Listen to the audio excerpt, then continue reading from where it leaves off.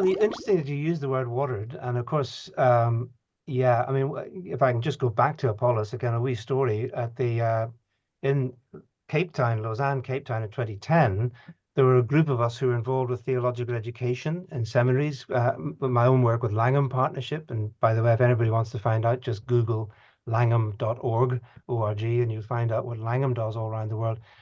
But we had a seminar at Cape Town to which we gave the title, Every Paul Needs an Apollos. And it was based on the the Corinthians thing where Paul says, yeah, I planted the church. He was the church evangelist. He was a great founder of the church. But Apollos, we know from Acts 18, had watered the church with his teaching, and his teaching included, proving in public debate from the scriptures that Jesus was the Messiah. He's engaged in apologetics, in Old Testament hermeneutics and Christology, if we were giving it theological terms. And so Paul says in Corinthians that the one who waters, the one who plants and the one who waters are one, he says. Literally, that's the Greek. They are one. They have the same mission. They're both doing Great Commission work, because Jesus says, make disciples, baptizing them and teaching them. So there's no missiological distinction between the work of preaching the gospel and doing teaching, including theological education.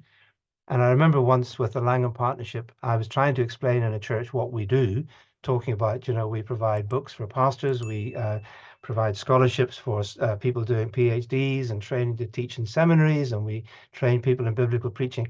And she says, also, you're not really a missionary organization then, are you? And I felt quite cross inside, because I thought, I almost felt that, I didn't say this, but I felt like, haven't you actually read the Great Commission? Line 3, and teaching them.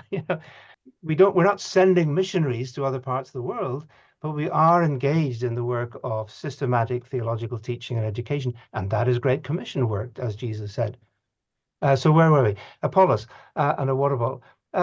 Well, I could keep coming back to, I think, the more we can help people to get into the story, if people are pastors, it is possible to preach the whole Bible in one sermon.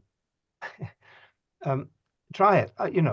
You can help people to understand, look, what is this book all about? Well, there's a big story. And some people don't like the word story, by the way, because story sounds like, oh, it's all just made up. Oh, that's just a load of stories.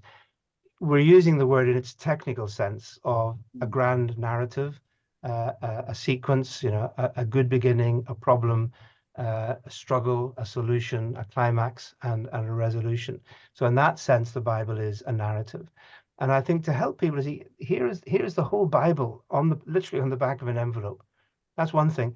And then the other thing that I try to do, again, in my own preaching at All Souls Church, Langham Place, is that wherever I am preaching in the Bible, if at all possible, to locate that text within the story somehow. It doesn't need to be terribly long, but it can help. So, for example, I was preaching on Joshua chapter 1 one Sunday. That's the passage I was asked to preach on. And you could just go straight there and talk about be strong, be courageous, don't be afraid, the Lord will be with you, you've got a big task, all the usual spiritual, moral, therapeutic kind of lessons you can bring out of Joshua 1. But what I did was, the opening verses say, Joshua, the servant of the Lord, was dead. Well, where does that throw you back? That throws you back to the previous chapter, which is Deuteronomy 34, where he dies.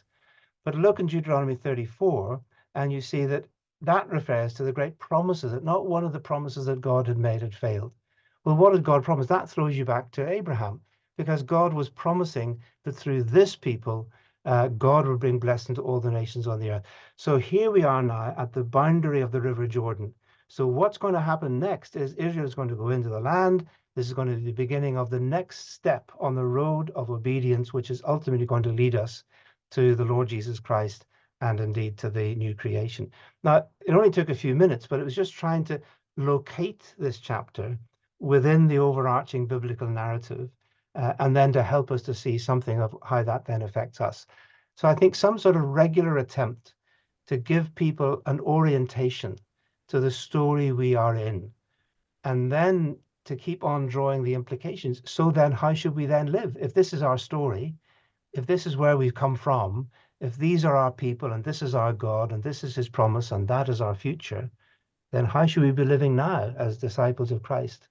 So I think that's maybe a wee bit of a water bottle